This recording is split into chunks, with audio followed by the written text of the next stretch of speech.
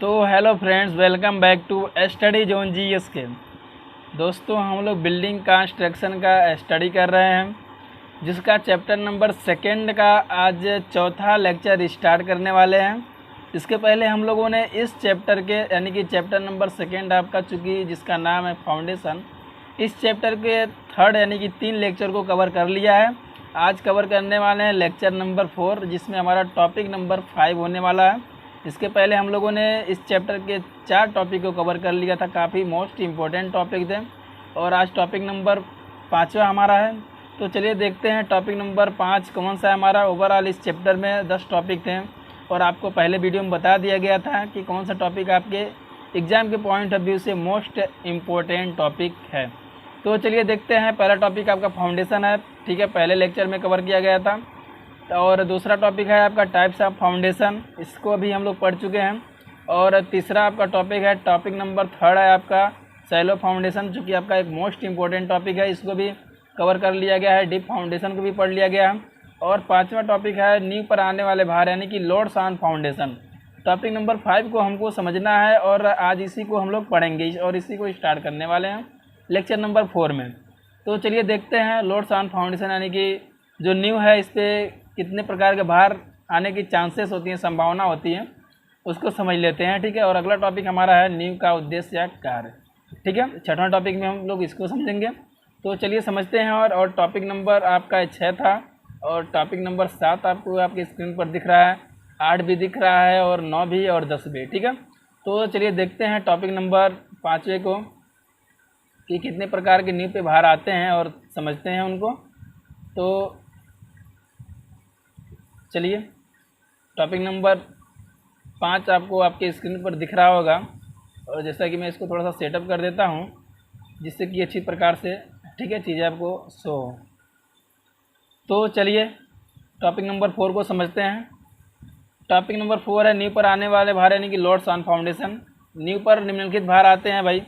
कौन कौन से भार आते हैं, रटना नहीं है, समझना है।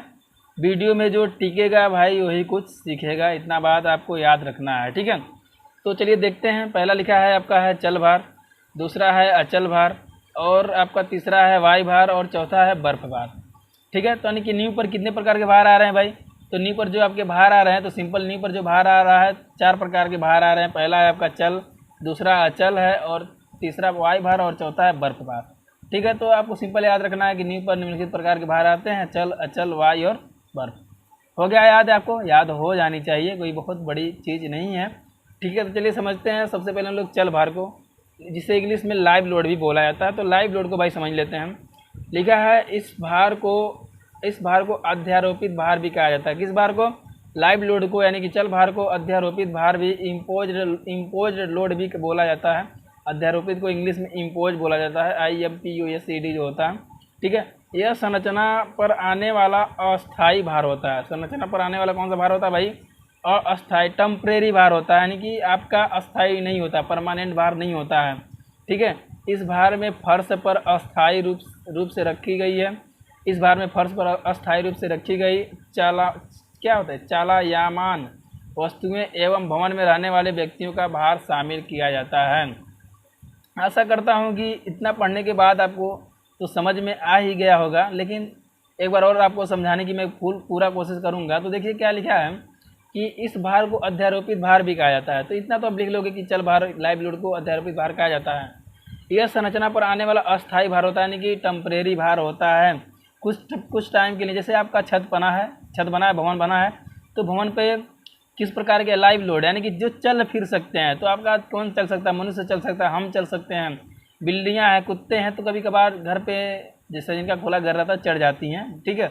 तो वो जो भार, उनका जो भार आता है, हमारा जो भार आता है, वही भार क्या होती है। देखो यहाँ पे लिखा है चलायमान वस्तुएं एवं भवन में रहने वाले व्यक्तियों का भार, ठीक है। भवन में जो व्यक्ति रहते हैं, जैसे कि हम हो गए, आप हो गए, ठीक है, जिनमें जान है यानी कि जो चल सकते हैं, उनका भार जो आता है, क्योंकि वो टेम्परेरी होता है ना, परमानेंट थोड़ी वहाँ पे जाकर जम जाते हो यार, छत पे रहोगे ही रहोगे आप, ठीक है। 100 साल 200 साल आप टेम्परेरी थोड़ी रहते हो, जाते हो, कभी नीचे आते हो, ऊपर जाते हो, कहीं इस स्थान पे उस स्थान पे, तो टेम्परेरी भार आता है। तो ये जो टेम्परेरी जो भार होता है, वही भार क्या कहता है, कहलाता है चल भार कहलाता है। इसमें कुछ काट पीट के लिखवाने की ज़रूरत नहीं है, ठीक है। इसमें सिंपल आप लिख लीजिएगा चल भार, हेडिंग डालिए, पहले लिखिए न्यू पर आने वाले भार, काफ़ी मोस्ट टॉपिक है यार, इसको आपको बिल्कुल भी स्किप नहीं करना है। लिखोगे आप न्यू पर आने वाले भार, ठीक है। उस पर के बाद लिखोगे ये निम्न प्रकार के होते हैं, पहला हो गया। पहले हम लोग न्यू को समझे थे स्टार्टिंग में, उसके बाद कितने प्रकार के होते हैं उसको हम समझे थे, उसके बाद सेलो फाउंडेशन को समझे थे, उसके बाद डीप फाउंडेशन को समझे थे। अब हम समझ रहे हैं कि जो हमारे न्यू होता है, न्यू को तो समझ लिए कौन कौन से प्रकार होते हैं, अब इस पर हम जानेंगे कि कौन कौन से भार आते हैं, ठीक है। One by one, step by step चीज़ों को हम लोग समझते चल रहे हैं, ठीक है। बिल्कुल बेसिक से चीज़ों को हमको समझ रहे हैं, आपको कोई भी किसी भी प्रकार की परेशानी नहीं हो रही होगी, और जो भी चीज़ें, जो भी कंटेंट आपको दिया जा रहा है बिल्कुल आपके सिलेबस के अकॉर्डिंग 2022-23 के अकॉर्डिंग ही है। तो आपको बिल्कुल भी टेंशन लेने की ज़रूरत नहीं है कि कहाँ से पढ़ाया जा रहा है, कहीं कम ना पढ़ा दिया जाए, कहीं बेसी ना, ऐसा नहीं है। आप अपनी किताब से मिला सकते हैं, सारी चीज़ें आपको किताब से पढ़ाई जा रही हैं, हमारा बुक है, हम अपने बुक से आपको पढ़ा रहे हैं, ठीक है। कोई पुरानी बुक नहीं है। पिछले सेमेस्टर में हम लोग इसका पेपर दिए हैं, हम लोग का 5वां सेमेस्टर है, हम भी एक सिविल ब्रांच के ही स्टूडेंट हैं दोस्तों, ठीक है। तो लाइव लोड आपको समझ में आ गया, चल भार जिसे बोला जाता है, ठीक है। लिखो पहले इस भार को लिखो, पहले पूरा लिख लो, कोई दिक्कत नहीं है। इस भार को अध्यारोपित भार भी कहा जाता है। यह संरचना पर आने वाला अस्थायी भार यानी कि टेम्परेरी भार होता है। इस भार में फर्श पर अस्थायी रूप से रखी गई चलमायान, ठीक है, वस्तुएं एवं भवन में रहने वाले व्यक्तियों का भार शामिल किया जाता है। सिंपल है, आप लिख लोगे, याद भी नहीं रहेगा कुछ, तब भी लिख लोगे कि ऐसा भार, ठीक है, जो सजीव वस्तुओं के द्वारा आता है, यानी कि ये भार होता है, चल भार जो होता है टेम्परेरी भार होता है, भवनों पर कभी कभार लगता है।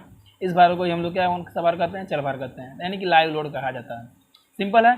और इसमें कुछ दे रखा है, इसको हम लोग समझ लेते हैं, थोड़ा सा इसको जूम आउट कर लेते हैं, ठीक है।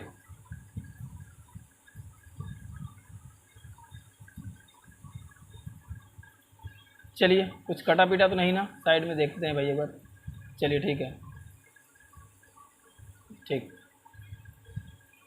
चलिए समझते हैं इसको।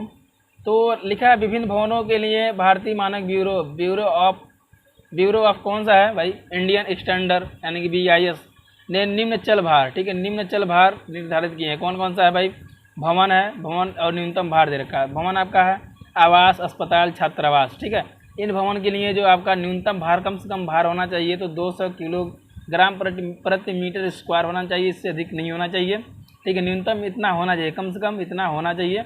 आगे देखिए, कार्यालय के लिए जो भार होना चाहिए 250 से 400 किलो प्रति मीटर स्क्वायर होना चाहिए। स्कूल या दुकान, होटल के लिए जो भार होना चाहिए 400 किमी प्रति मीटर स्क्वायर। और सीढ़ी बालकनी के लिए जो भार होना चाहिए आपका 300 से 500 किलोग्राम प्रति मीटर स्क्वायर होना चाहिए, ठीक है। सीढ़ी बालकनी के लिए जो भार होता है। तो आशा करता हूँ आपको लाइव लोड समझ में आ गया होगा, लाइव लोड क्या होता है। और चलिए समझते हैं हम लोग डेड लोड यानी कि अचल भार को, ठीक है। लाइव लोड आपको समझ में आ गया कि लाइव लोड क्या किसे कहते हैं, ठीक है। जिनमें जो चलमायान वस्तु होती है, जो चल फिर सकती हैं, उनका भार जब किसी स्ट्रक्चर या किसी भवन पे लगता है तो वही आपकी कौन सा भार कहलाती है, लाइव लोड कहलाती है, ठीक है। चलिए समझते हैं भाई इसको। दिया है अचल भार डेड लोड, क्या लिखा है, यह संरचना पर आने वाला अस्थाई होता है भाई, टेम्परेरी होता है, सॉरी परमानेंट। टेम्परेरी भार कौन सा होता है, लाइव लोड होता है, आता है जाता है, ठीक है। ये क्या होता है, परमानेंट होता है। इसमें छत हो गया, स्लैब हो गया, ठीक है, संरचना पर आने वाला, ठीक है, संरचना स्ट्रक्चर पर आने वाला, ठीक है। छत हो गया, छत आपका जैसे कि मान लो दीवार चलाई गई है, ठीक है, नीचे नींव है आपका, मान लो ये नीचे नींव है और दीवार चलाई गई, ऊपर छत बनाया जाता है। तो छत क्या कभी उठकर इधर जाएगा उधर जाएगा नहीं, टेम्परेरी होता है, यानी कि परमानेंट होता है, सॉरी टेम्परेरी नहीं परमानेंट होता है, ठीक है। तो वही है कि छत का भार हो गया, स्लैब का भार, स्लैब समझ रहे हो ना आप, स्लैब हो गया, मुंडेर हो गया, मुंडेर भी आपको बताया गया है, ठीक है। मुंडेर का भार यानी कि जो आपके कमर तक होता है, ठीक है, वो उसका भार हो गया। फर्श का भार हो गया, ठीक है। दीवार का भार हो गया, दीवार है ये, ठीक है, दीवार का भार हो गया। दीवार किस पे लगेगा आपका, नींव पे लगेगा, ठीक है। और जो दीवार पे जो भार लगेगा वो किसका भार लगेगा, वो रहेगा आपका छत का भार रहेगा, ठीक है। उसके बाद क्या है का भार एवं अस्थायी रूप से में लगाई गई मशीनें, फिटिंग सभी के शामिल होते हैं। ईंट चिनाई के लिए 1920 किमी प्रति मीटर क्यूब, प्रबलित सीमेंट कंक्रीट के लिए 2500 केजी प्रति मीटर क्यूब, सादे कंक्रीट के लिए 2400 केजी प्रति मीटर क्यूब लिया जाता है, ठीक है। तो आई होप आशा करता हूँ आपको अचल भार भी समझ में आया होगा। यह संरचना वो क्या लाइव लोड जो था वो संरचना पर आने वाला एक टेम्परेरी भार होता था, ठीक है। यह परमानेंट भार होता है संरचना पर आने के लिए, ठीक है। जैसे कि छत हो गया, स्लैब, मुंडेर आदि का जो भार होता है वो अस्थाई होता है, सॉरी अस्थाई यानी कि परमानेंट होता है। वहाँ पे क्या हो गया था, व्यक्तियों का भार, जो घर में रहते हैं, जो चल फिर सकते हैं, चालायान वस्तु हो गई, उनका भार, जैसे कि मतलब लाइव लोड में यानी एग्जाम्पल के तौर पे था। ठीक है, तो चलिए चीज़ें आपको समझ में आ रही हैं। तो अचल भार में आप हेडिंग डालोगे डेड लोड में, डेड लोड में आप लिखोगे आप यह संरचना पर आने वाला अस्थाई भार होता है। इसमें छत, स्लैब, मुंडेर, फर्श, दीवार का भार एवं अस्थायी रूप में लगाई गई मशीनों, फिटिंग सभी के लिए भार शामिल होते हैं। इतना लिखना है। इसके आगे जो दिया है इसको लिखना चाहो तो लिख सकते हो, कोई दिक्कत नहीं है। चीज़ों को समझने के लिए, नॉलेज के लिए आप बढ़ा सकते हो। तीसरा आपका चौथा है वाई भार, वाइंड लोड जिसे बोला जाता है। ठीक है, जो आपका जो न्यू होता है फाउंडेशन से 4 प्रकार के भार आते हैं, live load, dead load, wind load. ठीक है, उसके बाद कौन सा है, स्नो लोड। तो हम लोग 2 लोड को समझ लिए, लाइव लोड, डेड लोड को। अब हम समझने वाले हैं वाइंड लोड यानी कि वाई भार को। देखिए क्या लिखा है इसमें, लिखा है ऐसे भवन जिनकी ऊंचाई उनकी प्रभावी चौड़ाई की 3 गुने से अधिक हो जाती है, वहां पर इस भार को अभिकल्पन में शामिल करते हैं। ये निम्न है, ऐसे भवन जिनकी ऊंचाई उनकी प्रभावी चौड़ाई, ठीक है, चौड़ाई के 3 गुने से क्या हो जाती है, अधिक हो जाती है। तो आप सिंपल इसको याद रखोगे, ऐसे भवन जिनकी ऊंचाई जो होती है उनके चौड़ाई से 3 गुने से अधिक हो जाती है, तो वहाँ पर वाई भार का अभिकल्पन यानी कि कल्पना कर सकते हैं। ठीक है, कहेंगे यानी कि वहाँ पे वाई भार लगता है, ऐसा बोल सकते हो, तो वहाँ पे वाई भार लगता है, सिंपल इस्तेमाल कर देना। ठीक है, तो जैसे जैसे आपका ऊंचाई बढ़ता जाएगा भवन का, वहाँ पे वाई भार का भी दबाव बढ़ता जाएगा, वहाँ पे अधिक से अधिक आपके वाई भार काम करेंगे, अधिक से अधिक वहाँ पे वाई भार लगेंगे। देखो लिखा है यहाँ पे ऊंचाई बढ़ने से वाई भार बढ़ेगा। कैसे बढ़ेगा, भवन की ऊंचाई दे रखा है, हवा की रफ्तार, वाई भार। ठीक है, 0 मीटर की ऊंचाई यदि भवन है तो 80 किमी प्रति हावर की यदि रफ्तार से हवा चल रही है तो 40 किमी प्रति मीटर स्क्वायर का भार आपके ऊंचाई यानी भवन पे लगेगा। दूसरा है 3 मीटर की ऊंचाई यदि है भवन की तो वहाँ पे 96 किमी प्रति घंटा के स्पीड से यदि हवा चल रही है तो वहाँ पे 60 किमी प्रति मीटर स्क्वायर का भार वहाँ पे लगेगा। तो ऐसे देख सकते हैं आप, जितनी ऊंचाई भूमि यहाँ सॉरी भवन की ऊंचाई जैसे बढ़ती जा रही है, यहाँ पे आप वाई का भार वैसे ही क्या होता है, बढ़ता चला जा रहा है। तो ही लिखा गया था ऊंचाई बढ़ने से वाई भार बढ़ेगा। तो सिंपल आप समझ गए होंगे कि दीवार की सॉरी भवन की ऊंचाई जितनी अधिक होगी, ठीक है, वहाँ पे वाई का भार दबाव यानी कि वाई भार बढ़ता जाएगा या वाई भार वहाँ पे अधिक होगा, ऐसे लिख सकते हो। तो चलिए लास्ट और आखिरी हमारा इसमें का था, इस टॉपिक का हमारा लास्ट और आखिरी आपका हेडिंग बचा है बर्फ भार। बर्फ भार को भाई समझते हैं, स्नो लोड लिखा है। इस भार को प्रायः पहाड़ी क्षेत्रों पहाड़ी क्षेत्रों में जहाँ बर्फ़ गिरती है वहाँ पर लिया जाता है। ठीक है, जहाँ पे बर्फ़ नहीं गिरती है वहाँ पर हम लोग इस भार को नहीं काउंटिंग करते हैं। जहाँ पे बर्फ़ गिरती है, जैसे कश्मीर हो गया, आपका शिमला हो गया, वहाँ पे बर्फ़ ज़्यादा गिरती हैं तो वहाँ पर आप बर्फ़ भार यानी कि स्नो लोड को काउंटिंग किया जाता है, लिया जाता है। इसे चले अचल भार के साथ जोड़ लेते हैं। ठीक है, चले अचल भार के साथ इसको जोड़ा जाता है। आपका मोस्ट यहाँ पे पॉइंट मिल गया है, इसको आप लोग नोट डाउन कर लीजिएगा। यदि छत की ढाल एक 60 डिग्री से अधिक हो तो इस भार को नहीं लेते हैं। ठीक है, तो सिंपल है, आप इन चीज़ों को समझ लिए होंगे। और हम लोग समझे थे टॉपिक नंबर 5 में लोड पर आने वाले भार। तो लोड पर 4 प्रकार के भार आते थे, कौन कौन सा, live load, dead load, wind load और स्नो लोड। तो 1 बाय 1 करके हम लोग सबको समझे हैं। तो आप हेडिंग बनाओगे क्या, आप हेडिंग बनाओगे न्यू पर आने वाले भार। तो न्यू पर निम्नलिखित प्रकार के भार आते हैं। पहला लिखोगे चल भार, दूसरा अचल भार, तीसरा लिखोगे वाई भार, चौथा लिखोगे बर्फ भार। इतना लिखने के बाद आप फिर पहला डालोगे हेडिंग चल भार। चल भार में मैं आपको बताया हूँ क्या लिखना है। इन सारी चीज़ों को लिख लोगे तभी कोई बात नहीं, चीज़ों को आप समझ गए होगे। लेकिन इनको नहीं लिखना चाहते हो तो मत लिखो, कोई दिक्कत नहीं है। ठीक है, फिर आगे देखो, आगे आपका अचल भार में टोटल आपको लिख लेना है।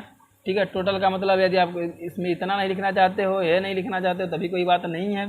ठीक है, और आपका तीसरा था वाई भार में आप सिंपल इतना लिख देना और इस चीज़ को लिख देना पॉइंट करके, ऊंचाई बढ़ने से वाई भार बढ़ता चला जाता है। ठीक है, अगला है आपका बर्फ भार में आपको टोटल जो हेडिंग दे रखा है तो आपका पूरा हेडिंग यहाँ से आपका पूरा लिख लेना है बर्फ भार में। ठीक है, ये नहीं वो चला गया ज़्यादा इतना। ठीक है, यहाँ से पूरा है यार, समझ लीजिए ना, इतना आप समझदार हो। ठीक है, तो चलिए आगे देखते हैं अगला टॉपिक को, टॉपिक नंबर 6 को देखते हैं भाई। टॉपिक नंबर ये हमारा 5वां था, टॉपिक नंबर 5 आपका फिनिश हुआ। टॉपिक नंबर 6 देख लेते हैं क्या होता है। टॉपिक नंबर 6 है नींव का उद्देश्य या कार्य। नींव का क्या उद्देश्य होता है भाई, नींव बनाने का क्या उद्देश्य होता है, और जब बना देते हैं तो क्या कार्य करता है, इन सारी बातों को हम लोग समझने वाले हैं टॉपिक नंबर 6 में। तो मोस्ट टॉपिक है आपका, तो इसको भी आप मोस्ट इंपॉर्टेंट लगा लेंगे। आपको आपकी स्क्रीन पर दिख रहा होगा, पहले से मोस्ट लगाया गया है न्यू के जस्ट बगल में। तो मैं इसको थोड़ा सा जूम इन कर रहा हूँ जिससे कि वो आपका कट भी जाएगा। और यहाँ पे चीज़ें पूरा क्लियरिटी है, हाँ क्लियरिटी है, सारी चीज़ें दिख रही हैं। तो चलिए समझते हैं नींव का उद्देश्य या कार्य को। नींव बनाने के उद्देश्य निम्न होते हैं भाई। किस किस पर्पज़ से नींव को बनाया जाता है उसको समझते हैं। समतल ठोस आधार प्रदान करना, ठीक है। इसको बनाने से एक आधार तैयार हो जाता है, चूँकि प्लेन एक आधार तैयार हो जाता है नींव को बनाने से, ठीक है। लिखा है भवन संरचना को एक ठोस समतल आधार प्रदान करना ताकि दीवारें पलटने न पाए, ठीक है। जो दीवारें होती है पलटने न पाए। नींव का निर्माण इसलिए किया जाता है, ठीक है, कि जो उसको एक समतल एक सिंपल एक उसको क्या मिल सके, एक आधार मिल सके। क्योंकि कभी हमारी भूमि ऊंच खाल नीच रहती है तो आप वहाँ पे बनाओगे, क्या नाम है कि आप कॉलम बनाओगे, दीवार को जब बनाओगे तो वहाँ पे दिक्कतें होंगी, ठीक है। तो ज़्यादा दिक्कतों का सामना करना पड़ता है, इसलिए एक आधार नींव तैयार कर ली जाती है चारों तरफ से, ठीक है। मान लो आपका 2 मीटर में या फिर किस में नापा जाता है आपका, वो क्या नाम है, मंडे में डिसमिल में नापा जाता है। तो मान लो 2 डिसमिल है आपका, दीवार बनाना है, घर बनाना है, तो आप मान लो ऐसे चारों तरफ से आप वहाँ पे नींव चलवाते कि नहीं चलाते, ऐसे चलता है, एक आधार तैयार कर लिया जाता है, मोटा आधार रहता है। ऐसा क्यों, ऐसा रहता है ना, एक आधार ऐसे तैयार कर लिया जाता है। उसके बाद इस पर दीवारें, यहाँ से दीवारें खड़ा की जाती हैं, यहाँ से दीवारें खड़ा की जाती हैं, ऐसे दीवारें खड़े की जाती हैं, ठीक है। तो पहले क्या है कि समतल ठोस आधार प्रदान करना, ठीक है। आप चीज़ों को आप इमेज करके चीज़ों को भी आप समझ सकते हो। तो समतल ठोस आधार प्रदान करना पहला हो गया। दूसरा था स्थिरता प्रदान करना, ठीक है। यानी कि नींव भूमि तल से नीचे बनाई जाती है, सही बात है, सबको पता है। जो नींव है, ठीक है, भूमि पर से थोड़ी चलाई जाती है, ठीक है। भूमि पर तो आपको नींव को नीचे से चलाते हुए आते हैं और भूमि पर लाकर समतल कर दिया था, उसके बाद भूमि पर से ही आपको दीवार खड़ा किया जाता है, ठीक है। तो जो नींव हमारी है भूमि तल से कहाँ से, नीचे से बनाई जाती हैं, जिससे संरचना को पकड़ मिल जाती है, संरचना को सामर्थ्य एवं स्थिरता दोनों प्राप्त हो जाती हैं, ठीक है। तो सिंपल आप लिख लोगे क्या, इसमें लिख लोगे दूसरा, पहला आप लिखोगे समतल ठोस प्रदान करना, उद्देश्य यही होता है कि समतल ठोस प्रदान करना। लिखना चाहते हो तो लिख सकते हो, जिससे हमारी दीवार पलटे ना। स्थिरता प्रदान करना, जिससे कि भूमि क्या हो जाती है, आपकी भवन को सामर्थ्य मिल जाता है, ठीक है। इस चीज़ को लिख सकते हो, संरचना को सामर्थ्य एवं स्थिरता दोनों प्राप्त हो जाती है, ठीक है। यानी कि दूसरे में बताओगे, आप दूसरा पॉइंट लिखोगे स्थिरता प्रदान करना। तीसरा लिखोगे भार का समान रूप से वितरण करना। जो भार है समान रूप से वितरित यानी बांटना, ठीक है। ऐसा नहीं है कि एक कोने पर अधिक भार लग रहा है तो वहाँ की नींव धंस जाएगी, ऐसा नहीं होता है।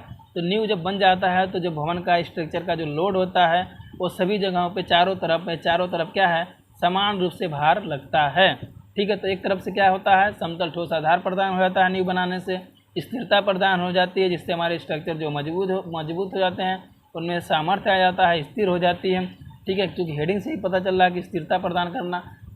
तीसरा आपका भार का समान रूप से वितरण करना।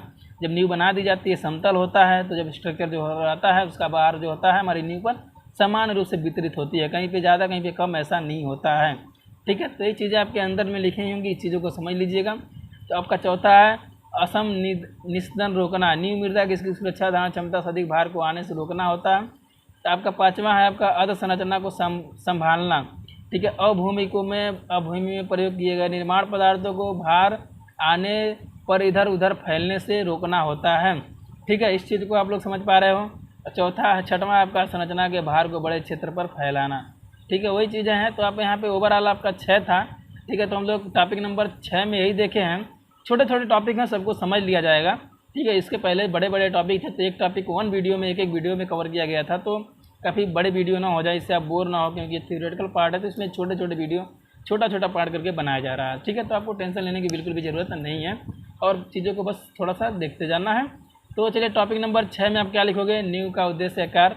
नींव बनाने के निम्न उद्देश्य होते हैं। पहला क्या होगा, समतल ठोस प्रदान करना, स्थिरता प्रदान करना, भार का समान रूप से वितरण करना, ठीक है। अधसंरचना को संभालना, संरचना के भार को बड़े क्षेत्र पर फैलाना।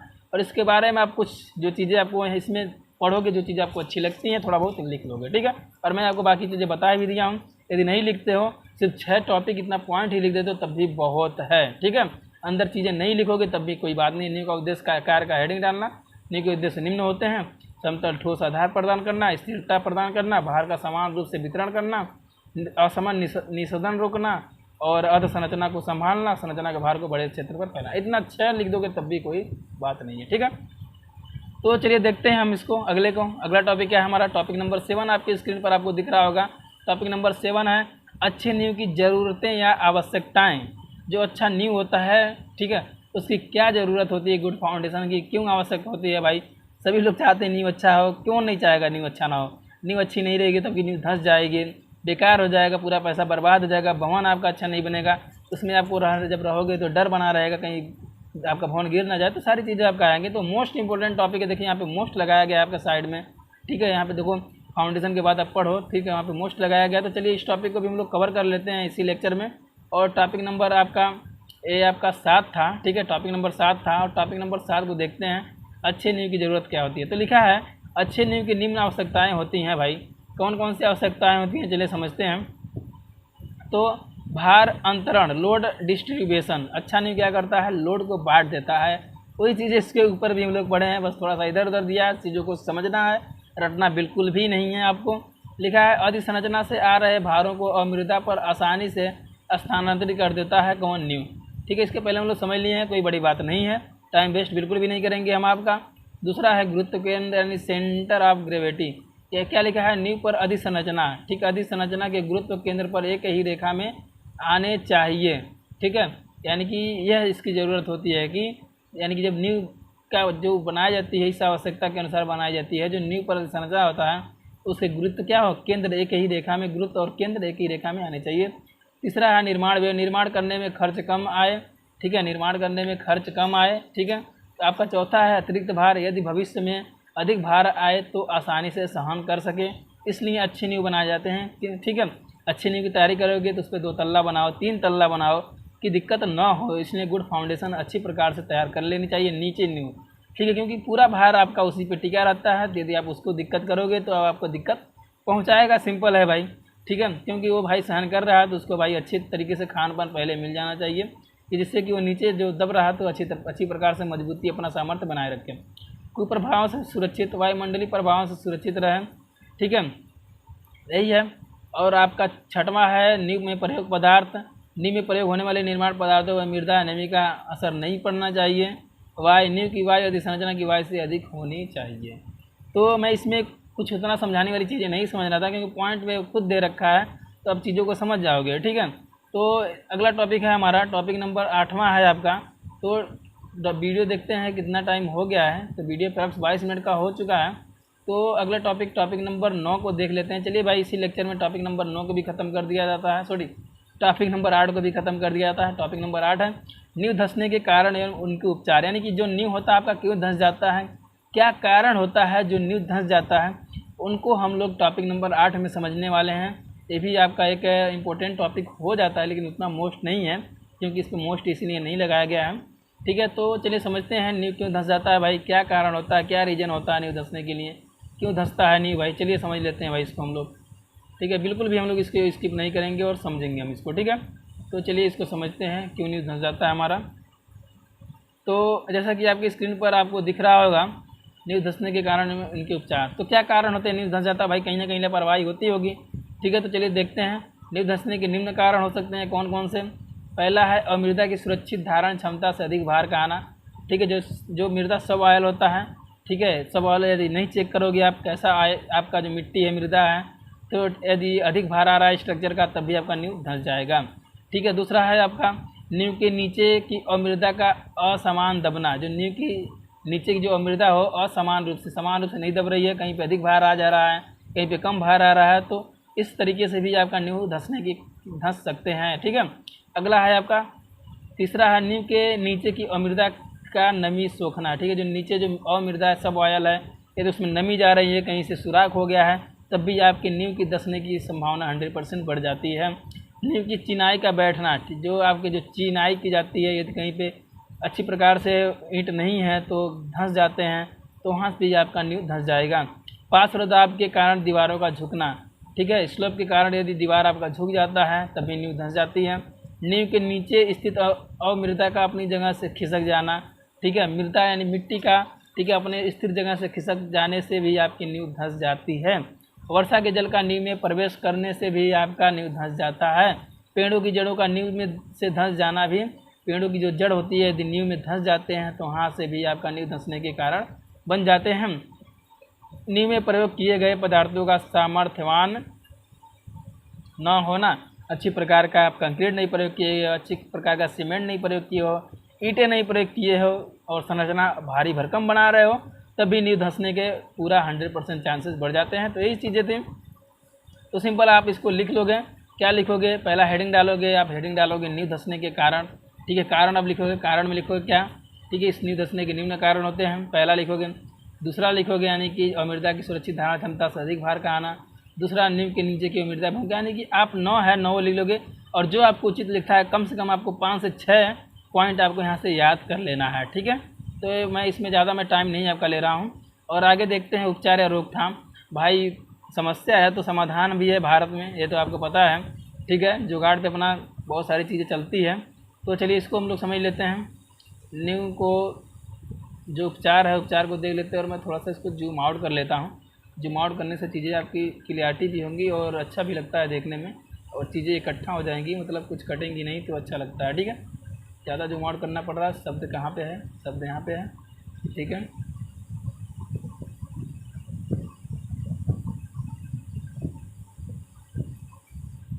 ठीक, अब चलिए समझते हैं इसको हम लोग। तो उपचार एवं रोकथाम हम लोग कारण देखे थे, किस कारण से धंसता है ज़मीन में, यदि नींव में वर्षा का पानी चल जाता है, पेड़ पौधे की जड़ें चली जाती हैं, ठीक है। अच्छी प्रकार की वहाँ पे हम लोग उनका प्रयोग नहीं करते हैं, सामग्री का जो नींव में लगा था, जैसे ईंट हो गया, गिट्टी हो गया, बालू हो गया, तभी नींव धंस जाती है। ये सारे कारण हो गए। भूकंप के कारण भी नींव धंस जाती है, जिससे हिल जाता है, इसका भी आप लिख सकते हैं एक प्रकार से। प्राकृतिक आपदा, ऐसे भूकंप मत लिखो, प्राकृतिक आपदाओं के कारण जैसे कि भूकंप आदि के कारण भी नींव धंसने की चांसेस रहती हैं, उसे भी लिख सकते हो। 3-4 पॉइंट आपको यहाँ से मिल गया, कुछ पॉइंट वहाँ से आप याद कर लीजिएगा शब्द, क्योंकि मैं बताता हूँ शब्द की कमी हो जाती है, तो आप लोग शब्द को वहाँ से आप लोग ढूंढ कर एब्जॉर्व कर लेंगे, ठीक है। तो चलिए समझते हैं इसको हम लोग। टॉपिक है हमारा 8वां, और रोकथाम समझते हैं नींव के। लिखा क्या है, नींव अमृदा को, नींव जो होता है अमृदा स्वाभाविक को कभी भी उसके सुरक्षित भार धारण क्षमता से अधिक भारित नहीं करना चाहिए। यानी कि अमृदा की जितनी धारण क्षमता है, जितनी कैपेसिटी है, उसके अकॉर्डिंग ही आपको जो स्ट्रक्चर तैयार करना चाहिए। यानी कि स्ट्रक्चर को अधिक भार, मतलब कहीं कोशिश करना चाहिए स्ट्रक्चर का भार अधिक ना आए, ठीक है। मृदा के अकॉर्डिंग ही रहना चाहिए, जितना आपका जो मृदा जितना सहन कर सकता है, जिनकी उसकी सहन शक्ति है, उतना तक ही लोड देना चाहिए नींव को, ठीक है। तो यही है कि नींव अमृदा को कभी भी उसके सुरक्षित धारण, यानी कि जो सेफ्टी लोड होता है, ठीक है, उसके कैपेसिटी से अधिक भारित नहीं करना चाहिए। पहला पॉइंट था। दूसरा पॉइंट समझ लेते हैं भाई। नींव के नीचे को अमृदा का सुधार करके उसकी पर्याप्त कुटाई कर देनी चाहिए, ताकि उसकी सामर्थ्य बढ़ जाए, उसका असमान रूप से दबना बंद हो जाए, ठीक है। तीसरा आपका, नींव के नीचे की अमृदा में आने वाली नमी को दूर करने के लिए उसकी पर्याप्त कुटाई कर छिद्रों में क्या है, छिद्रों में कुछ लिखा है, समझने, छिद्रों में कमी कर देनी चाहिए, ठीक है। नींव के नीचे की अमृदा, जो नीचे की जो सब ऑयल होती है, ठीक है, आने में नमी को दूर करने के लिए उसकी पर्याप्त कुटाई पर छिद्रों की क्या कर देनी चाहिए, छिद्रों में कमी कर देनी चाहिए। चिनाई में मसालों का प्रयोग किया जाए, जिनका बैठाव कम हो जाता हो एवं आने वाले भार को समान रूप से वितरित किया जाए। दीवार को पूर्ण रूप से ऊर्ध्वाधर बनाया जाए, ताकि पश्च बल कार्य न कर सकें, ठीक है। दीवार को कैसा बनाया जाए, पूर्णतः वर्टिकल बनाया जाए, जिससे कि पश्च बल कार्य कर न सकें। पश्च बल होगा तो आपका नींव धंस जाएगा, ठीक है, इस बात को याद रखिएगा। 6वां है आपका, नींव के नीचे की अमृदा को खिसकने, नींव के जो नीचे की जो अमृदा होती है, खिसकने से रोकने के लिए क्षेत्र में जगह जगह बालू की पायलें बनाने की पायलें खूंटे बना दी जानी चाहिए। वर्षा के जल को नींव में घुसने से रोकने के लिए नींव के चारों ओर एप्रॉन बना दिए जाएं, जिनकी ढाल बाहर की तरफ की जाए, ठीक है। या फिर आप मिट्टी के नींव के साइड में आप मिट्टी लगा सकते हैं कि स्लोप टाइप से, जिससे कि वहाँ पे पानी न रुके। 8वां टॉपिक है आपका, पॉइंट है, नींव के आस-पास मौजूद पेड़ों की जड़ों को घुसने से रोकना चाहिए। नींव में प्रयोग किए जाने वाले पदार्थ जलाशय एवं सामर्थ्यवान होने चाहिए। नींव में जो प्रयोग किए जाने जो पदार्थ हैं अधिक सामर्थ्यवान होना चाहिए, और जलाशय यानी कि जल जो है उसको, ठीक है, यानी कि जल आने पर, ठीक है, वो ख़राब नहीं होने चाहिए, ऐसा होना चाहिए। तो आशा करता हूँ ये रोकथाम भी आपको समझ में आया होगा, ठीक है। रोकथाम को आप समझ लेंगे, ठीक है। जो पेड़ की जो जड़ें होती हैं उनको रोकना चाहिए नींव में घुसने से, ठीक है। उनमें जो आप जो सामग्री प्रयोग करते हो अच्छी होनी चाहिए, ठीक है, और वर्टिकल दीवार का प्रयोग करना चाहिए, ठीक है। और क्या है, आगे लिख सकते हो मृदा को सेफ्टी यानी कि सेफ्टी लोड से अधिक भार नहीं देना चाहिए। ठीक है, तो ये सारे पॉइंट आपको, इसमें भी 9 पॉइंट है, तो आपको 9 पॉइंट से कम 5 से 6 पॉइंट आपको रीड आउट कर लेना है, यानी कि याद कर लेना है। ठीक है दोस्तों, तो इस वीडियो में बस इतना ही रखते हैं यार, मिलते हैं हम आपसे नेक्स्ट वीडियो में। तब तक के लिए टेक केयर। और सॉरी, एक बात और बोल दे रहे हैं, तब यदि वीडियो पसंद आया हो तो यार वीडियो को लाइक कर दो, चैनल को सब्सक्राइब कर लो और बेल आइकन को दबा लो, जिससे कि आने वाले नेक्स्ट वीडियो का नोटिफिकेशन सबसे पहले आपको मिल सके। तो इस वीडियो में बस इतना ही रखते हैं। अब हम आपको बोलेंगे कि तब तक के लिए टेक केयर।